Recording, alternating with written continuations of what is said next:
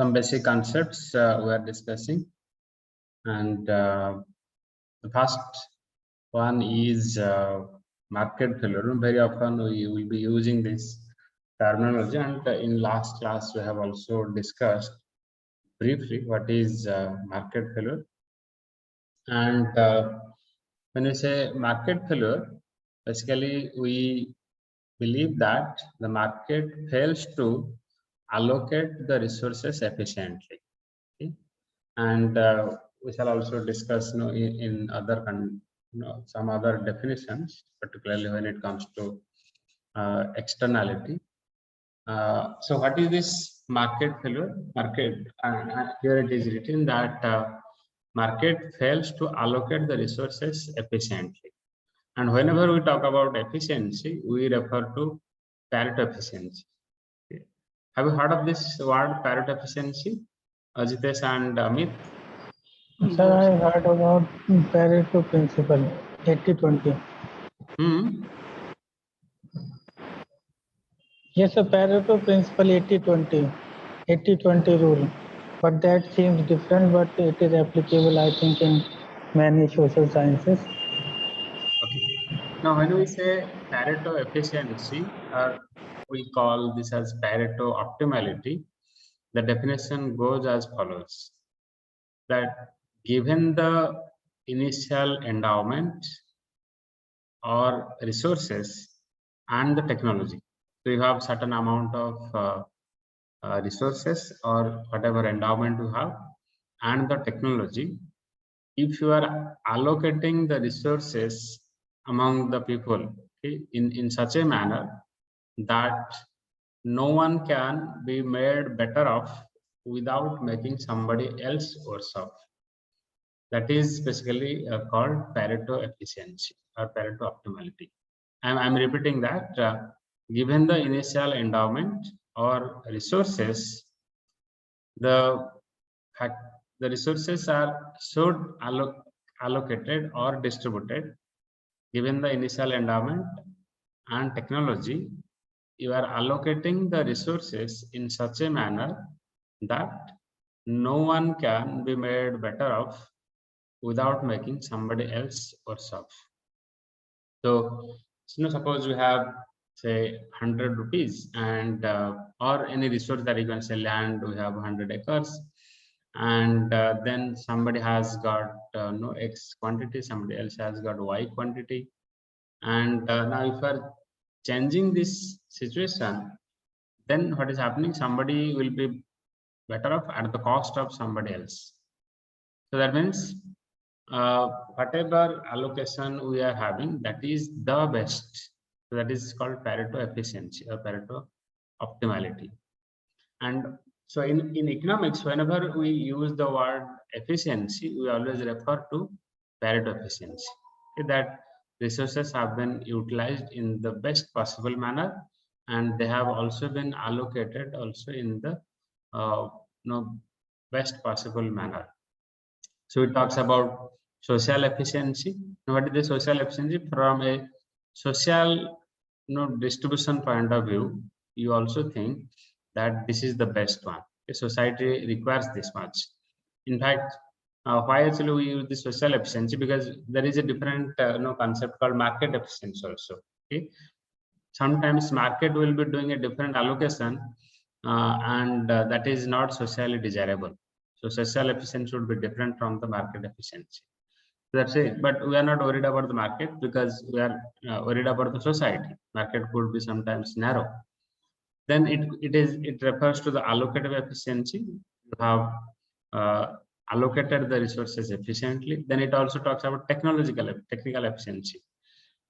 Because if a better technology comes, definitely you will have better allocation because you will have more resources.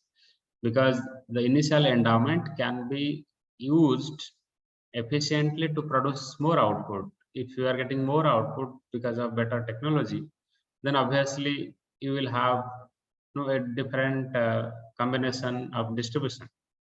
And then productive efficiency. So you are producing in the most efficient manner. So when we talk about efficiency, we always, in economics particularly, whenever we use the word efficiency, we refer to Pareto efficiency, and Pareto efficiency includes social efficiency, allocative efficiency, technical efficiency, and productive efficiency. Yeah, so these are basically the concepts. Social efficiency, external costs and benefits are accounted for. And at this point, you will not be able to understand what is this external cost and benefit. But I told you that sometimes there could be a difference between the market equilibrium, or whatever market considers as efficient, and what society considers as efficient. Sometimes there could be divergence between these two. So in that case, we will have external costs and benefit. In fact, yesterday also we have discussed that when we are producing something, the market is considering only the direct products. It doesn't consider the bads that it has produced, or the consumer does not capture the bads that he or she is consuming. Okay, so market is considering only the goods that the producer sold or the seller sold and the buyer bought or the consumer bought. But there are bads produced by the market and there are bads consumed by the consumers. That was never considered. So if you take into consideration all these bads and goods together, that is produced and consumed, and that is in equilibrium, then only it will be socially efficient. So that external costs and benefits are included. Then allocative efficiency, society produces goods and services at the minimum cost that is wanted by the consumers. And technical efficiency, it talks about that production of goods and services use the minimum amount of resources. And productive efficiency, production of goods and services is at the lowest factor cost. So these are the definition of different types of efficiency: social efficiency, allocative efficiency, technical efficiency, and productive efficiency. Then we go to again, okay, so efficiency refers to this, it includes allocative, or whatever we call this as Pareto efficient allocation. And I have already told you the definition. Given the resource endowment and technology, the resources are allocated in such a manner that no one can be made better off without making someone worse off. And this is basically this concept is named after Vilfredo Pareto. In fact, Pareto is also studied in sociology. Both economists and sociologists use, or we can say all social scientists use this Pareto efficiency concept everywhere. Okay. Then, so we said that market fails to produce the efficient efficient combination, and that is Pareto efficient combination. That is called market failure. And then why actually market fails, that we need to understand. That means, okay, or in simple terms, actually you can say that whenever we say market failure, a market basically fails to produce the socially desirable level of output at the socially desirable level of prices. Okay? Because in market, yesterday I have discussed that there should be demand and supply. There should be prices for whatever is available in the market. And if market is failing to produce socially desirable level of output at socially desirable level of prices, then we call this as market failure. So then what causes the market to fail? That we are going to discuss. So one is information asymmetry. Now, what is this car example is, all this car image is there. In fact, Nobel laureate economist Joseph Stiglitz and George Akerlof got Nobel Prize for their theory on information asymmetry. So Do you know Susmita and Kulana? Can you explain? Yes, sir. Yeah, what is this information asymmetry problem? Okay, I have already written everything here. But yeah, can you explain what is information asymmetry problem? Sir, consumer cannot get exact information about the market. Okay. Okay, let About me the explain prices. this markets that I have already written here. One is used car market, other is health insurance market. Now, in a used car market, what is the problem? The seller who is selling the car has better information, right?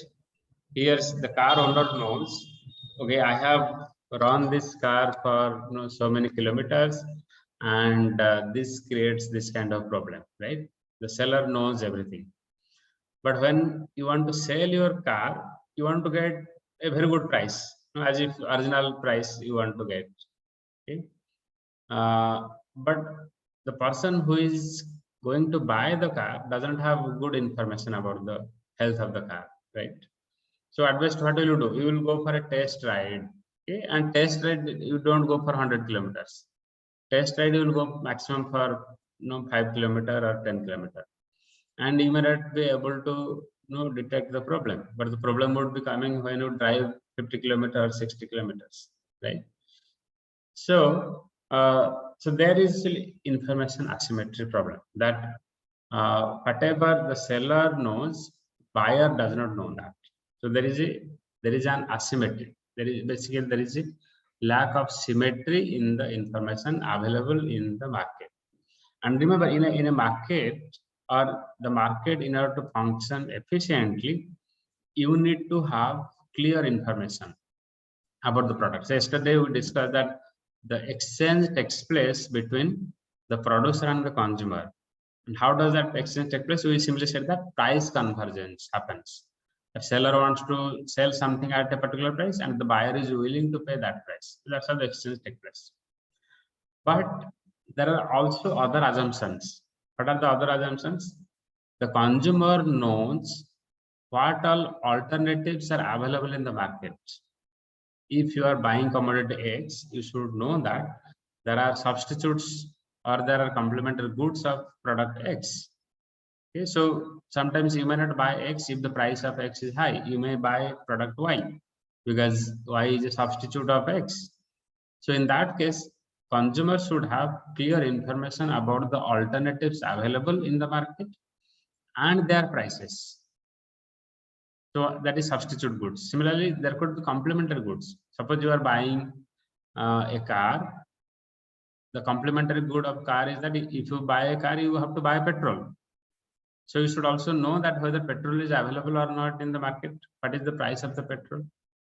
Similarly, whether the spare parts of the car is available in the local market or not. Whether car company can provide good services or not. Those are all complementary goods of a car. So you should have the clear information of the related goods and the substitutes and their prices. Okay, that is information symmetry. Consumer should know all these things. Similarly, buyer, the seller also should know that how many consumers are there, whose preference is what. Suppose you want to sell a product in a very in a society where only rich people live, you will get definitely higher price. Similarly, if you sell the product in a society where poor people live and they don't have clear information, you will get a different price. You will get a different response for your product.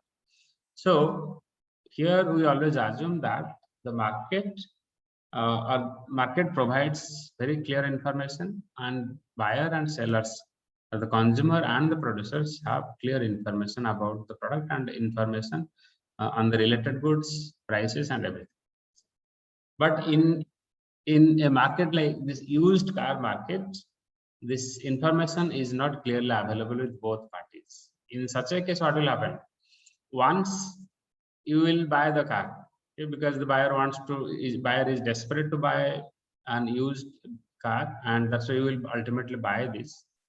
But then second, if your experience is bad after buying the car, then you will make a Facebook post No, that I had bought this car from this shop, and my experience is very bad. You will go for star ratings, so you will give all bad review of that agency. So what will happen? The market will collapse, right? Okay, at present we have social media, so you can put it on Facebook, Twitter, and or YouTube channel. But even when there was no social media, you could pass on this information to others. Okay, that this agency does not provide good cars, so never buy cars from this market. So that will lead to collapse of the used car market, isn't it? Nobody will buy a used car. So then that means market is basically one market is collapsing. There will be no buying and sales in of the used cars.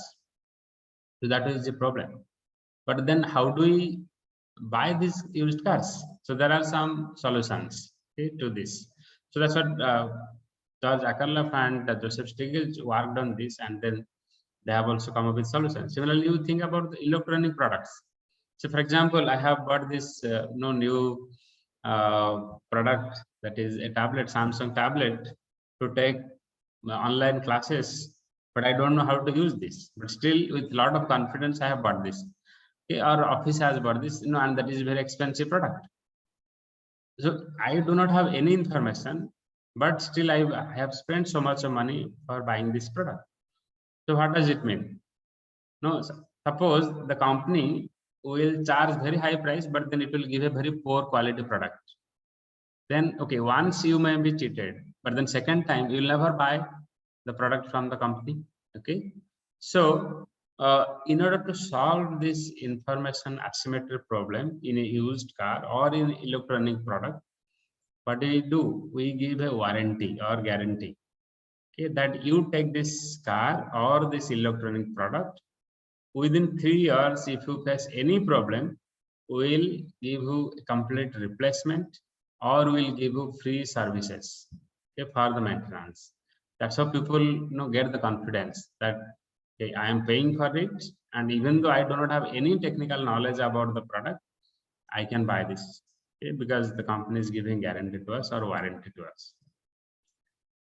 Similarly, coming to the health insurance market, in health insurance market, what happens? Again, same problem.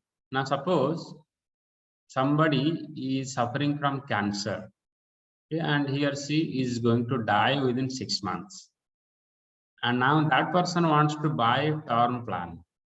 Okay. Now term plan worth could be 1 crore also, 50 lakh, depending on your income, annual income. Now suppose somebody is earning good amount of money and you want to buy a term plan worth 1 crore, and you very well know that you are going to die within 6 months because you are suffering from cancer. Now here the buyer has better information, because the person who is buying insurance or going to pay premium is the buyer of the product. So insurance is a product here, and the seller who is selling does not know the quality of the buyers. Okay, and if imagine if all the insurance buyers now will be of this quality, then the insurance market will simply collapse. See, insurance market operates on probability. If 100 people buy insurance product, the company knows that out of 100, 1 person may die during during a year. And if all the people pay premium of 20,000, so even not 1%, it would be less than 1%. No, it would be 1 in 1 lakh or 1 in 10,000.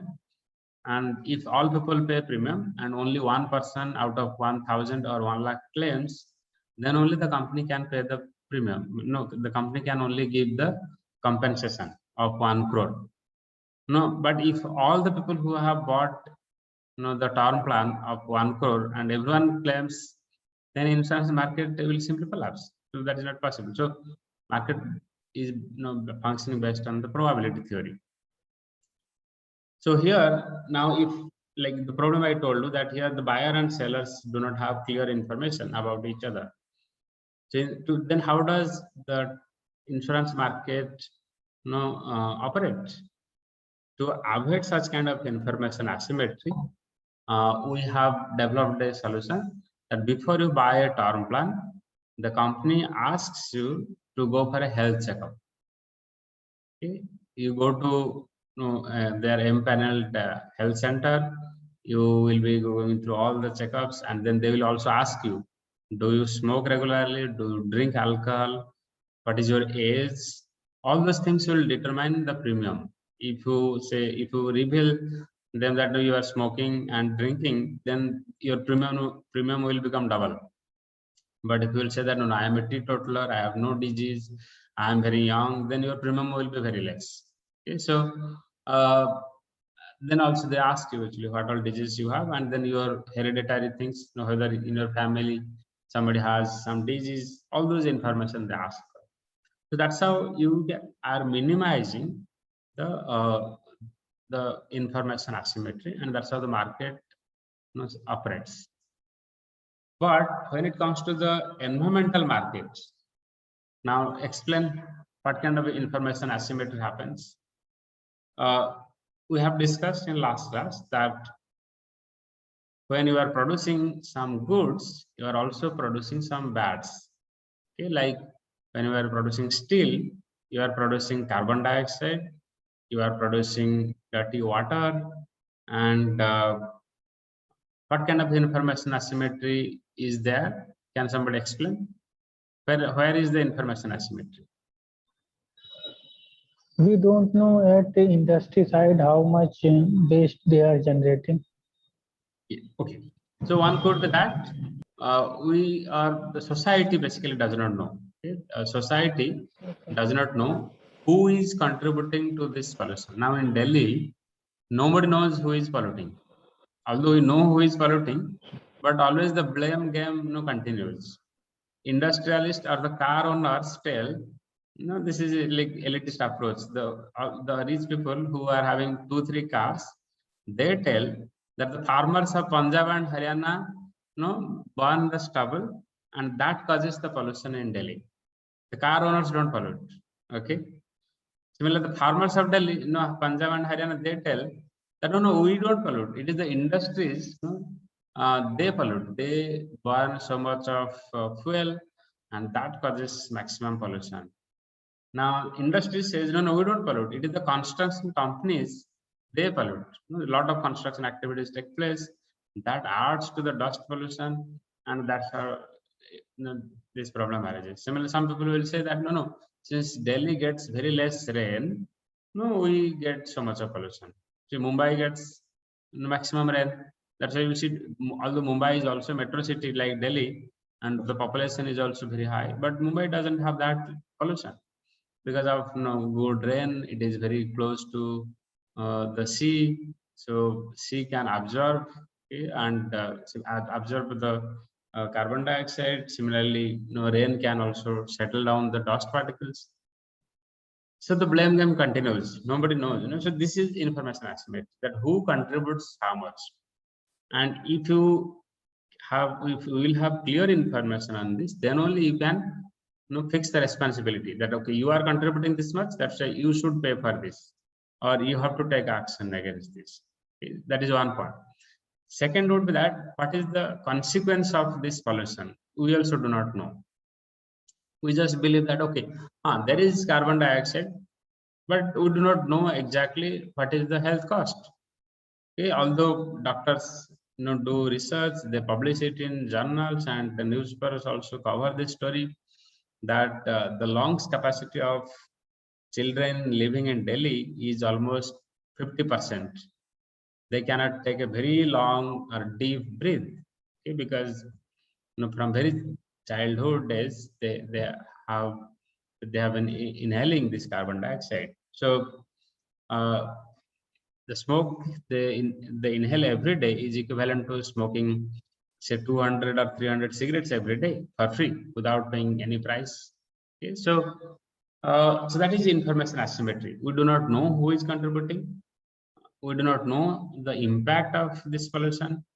See, the people living in mining areas or even in all polluted cities, they all say that okay, but there is pollution, but then they are very rarely aware. Even the educated people also do not know how this pollution is going to impact our life. So that is the problem. That's why the market actually fails. Okay, that if you can know actually who is contributing, then we can start charging. Okay, people, local people will go and ask the industry that, okay, you are causing this much of damage to us, you pay the compensation. So that's how some solution will emerge, but that is not happening. So information asymmetry can cause environmental problems. Similarly, biodiversity loss. See, we are killing so many animals or species, and that leads to the extinction of particular species. And how does that happen? First of all, nobody knows. Okay, even if there is some information, like say smuggling, okay, of very rare species. First of all, there is no information who is doing that smuggling, okay, or very limited information is available. And then second, the people who are involved in smuggling, they do not know the social benefit of this species. How is this species beneficial to the society? So the person who is selling a particular rare species to somebody else is worried about 500 rupees or 5,000 rupees. But what is the value of this species to the society? That person doesn't have. So this information asymmetry also causes the extinction of the species and biodiversity loss. Similarly, people who use pesticide in agricultural field do not know that this can cause the death of all species, like the earthworm, the butterflies, the bees, or any beneficial species. They will all be extincted because of use of chemical fertilizer and pesticide. So this is again information asymmetry. So that leads to also the environmental problems. Then comes absence of property right. Okay, that market fails because there is no property right. Okay, like yesterday I was telling that okay, we all worship Ganga as Ganga Mata in this country, or water for that reason as Mother Ganga. But then, so when you say that we are worshipping somebody, this refers like that this belongs to someone. Okay, water belongs to, say, Ganga Mata. Okay, and if Ganga Mata would emerge from the water and give a slap to somebody who is throwing garbage, or if she will charge a price that, okay, per kg of the waste that you put in my water, you have to pay 1,000 rupees, then nobody will put it, okay, put the waste in the water. Okay? So this is actually how there is an absence of property right.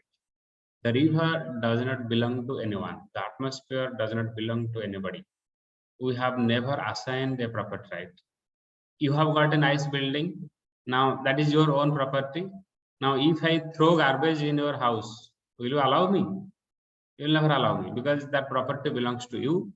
And when I give some extra property, that is waste, you will not accept it.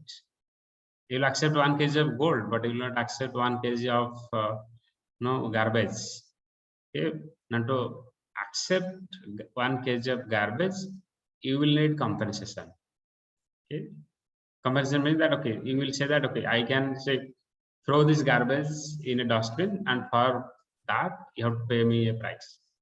Or I can process that. Now some people are also collecting and processing it. Suppose you have a biogas plant.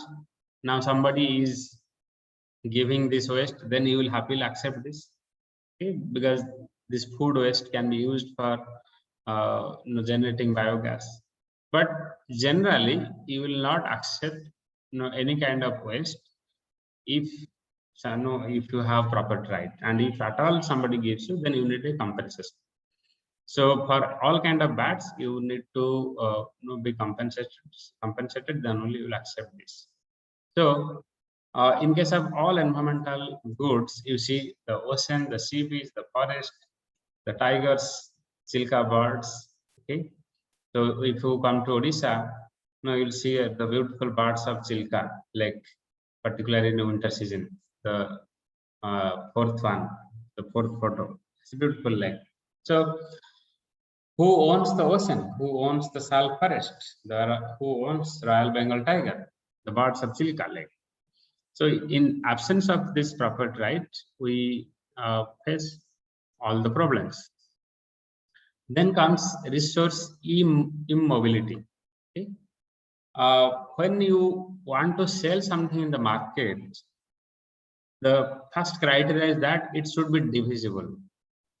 Okay? You can sell it in kg or liter or meter. Okay? So it should be divisible, okay, into certain quantities. Okay? And it should be also mobile. Suppose when you are buying 1 liter of petrol, you are taking your vehicle, or you are taking a plastic bottle, you are carrying that. So it should be mobile. Similar 1 kg of potato, you are taking a bag and buying this. But look at this Himalayan, okay, or the forest, okay, or the ocean. These are not mobile. Okay, and so mobility is a problem, and immobility is also a problem. Mobility is also a problem in the sense that the groundwater. If you dig a bore well, your neighbor's groundwater table is going to be affected, because what groundwater is mobile. And immobility is also a problem in case of environmental goods and services, because you cannot cut them into pieces and sell it in the market. So imagine all the natural tiger, okay, you can say the sanctuaries in our country. So can you convert the sanctuaries into pieces and sell it? You cannot do that. If you do that, then the value of the sanctuary would be basically eroded. So this is not possible. So market cannot move them, transport them, and package them. That's why market cannot sell this, and that's why market will not do anything. So resource indivisibility, I told you that it cannot parcel them into pieces.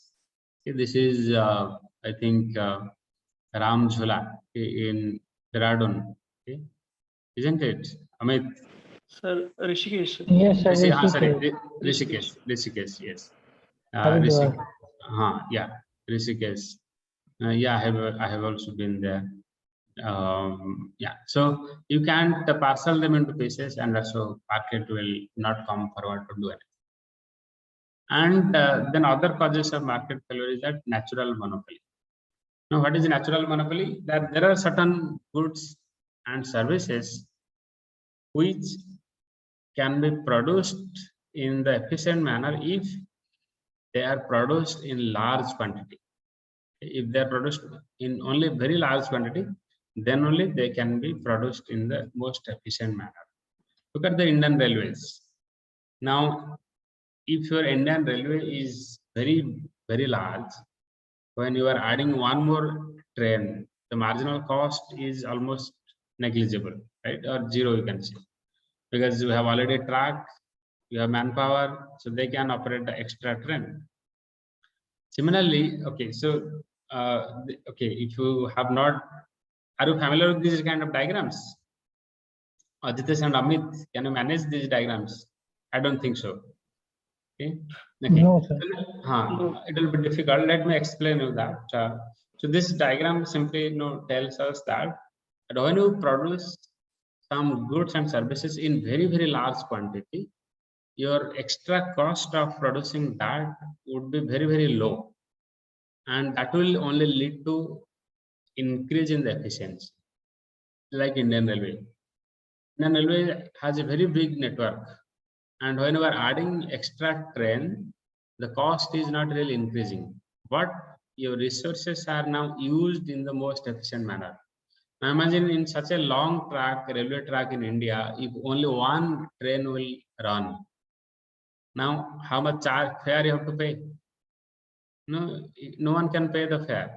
But when so many trains operate, the per capita cost will go down, and the resources will be used in the most efficient manner. Basically, the average cost of production continuously falls when the things are produced in a very large quantity. Similarly, when it comes to the environmental goods, our concern is environmental goods and services. Now, coming to the environmental goods and services, when these are preserved in very large quantity, they give you the best outcome. Okay, But when you convert them into pieces or when you try to produce in small quantities, your cost of production will be very, very high. Okay, and the social benefit will be very, very less. Okay. So if you look compare in terms of benefits, social benefits and cost, then the nature should be preserved in very large quantity, like forest, okay, ocean, all these things. So there, now if you make into small pieces and try to charge a small price, you'll not be able to cover the cost and you will not be able to reflect the social benefits. Okay, so that is a natural monopoly. Of course, for this you need a little bit of economics, but then since you have not studied economics, I am trying to give only simple explanation. And then comes externality. Okay. Externality, what is externality? I have told you yesterday, the economic activity of an economic agent that affects the economic activity of another economic agent without coming into the pricing mechanism. Okay, so here I have used two examples. One is positive externality, other is negative externality. In the left side, you see positive externality, and in the right side, you see negative externality. In the right side, what is happening? You see all the effluent water is connected to the river. So suppose industry is generating all this polluted water and that is drained to the river. So you are not paying anything for this because river is not charging any price. But what is happening? The fisherman who is depending on this river for catching fish, now his income is affected because of this polluted water. So water is polluted. Now fish population is now declining. So fisherman's income is getting affected. So steel producer who is trying to maximize the benefits by producing more and more steel is not paying any price for producing the polluted water. Now that polluted water, so steel producer is maximizing the profit and maximizing the production of dirty water. And this activity is now affecting the income of the fisherman negatively. So this is one economic activity affecting the economic activity of another person without any compensation. Steel producer is not compensating the loss of the fisherman. Okay. So that is negative externality. And then what is positive externality here? Now suppose I grow pumpkin flower or any other flowers, and then my neighbor knew this, that okay, my neighbor is having a very beautiful flower garden, so I can have apiary, beekeeping I can do. All my bees go to my neighbor's garden and collect the honey, and I will get the honey for free. Okay, so here there is a positive externality. Now, ideally, what should happen if the beekeeper knows that if your neighbor would grow more flowers, your honey collection would increase. Ideally, the beekeeper should give monetary incentive to the gardener who is growing the flowers. But what happens? But the beekeeper would always try to free ride. Okay, that okay, let my neighbor grow the flowers, I will get honey for free. So that's how, in such a case, the problem is that one should help each other, okay, so that the production of both people increase. See, if the beekeeper would give monetary incentive to the flower grower, so flower grower will get more benefits. He can sell more flowers in the market, and at the same time, the beekeeper would also get more honey. So mutually, this will be beneficial, but that never happens. Okay, because one tries to basically take the benefit without contributing for it. But in case of positive, negative externality is very clear. But in case of positive externality, there could be many other examples. Okay?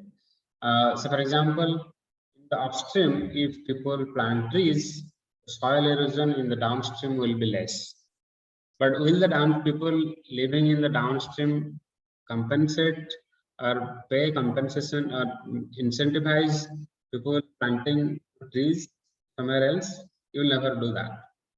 Similarly, suppose somebody is now having a pond which is held, or somebody is now doing a groundwater recharging system or rainwater harvesting project which helps in doing groundwater recharge. So that will, when you are doing groundwater recharging, it will help all your neighbors. But will your neighbors help contribute monetarily to install a rainwater harvesting project in your house or a groundwater recharging system? The answer is no. They'll never say, because they say that no, this is your groundwater recharging system, but why should we contribute for that? So in such a situation, the person who is willing to do this, to person who is willing to have a groundwater recharging system will not go ahead, because he knows that if I do this, all my neighbors will benefit. So why should I do this? Okay. So there are many other examples, like you can see that in a public place, you see that sometimes the tap is broken. The tap would cost hardly 100 rupees or 200 rupees to be replaced, but nobody repairs that tap. The water actually goes on flowing, so water gets wasted, and the amount of water that gets wasted would be more than a couple of thousand rupees. Still nobody repairs. Why? Because you believe that if you repair, others are all going to get the benefit. So why should I repair? Because the cost will be entirely on yours, but the benefit will go to all others. Okay, so that's how no, we don't do this. So externality is the problem. It could be positive, it could be negative. In both cases, the market fails because the market fails to produce the socially desirable level of output. Okay. In case of negative externality, market produces too much. In case of positive externality, market produces less than what is socially desirable. Okay. So we shall discuss this implication of positive externality and negative externality with diagrams. Okay. I think I will stop here today. In our next class, we shall discuss how positive externality affects the production and how it affects the consumers. How can we correct these externalities, positive and negative externalities? All those things we shall discuss in next class. So let me stop here.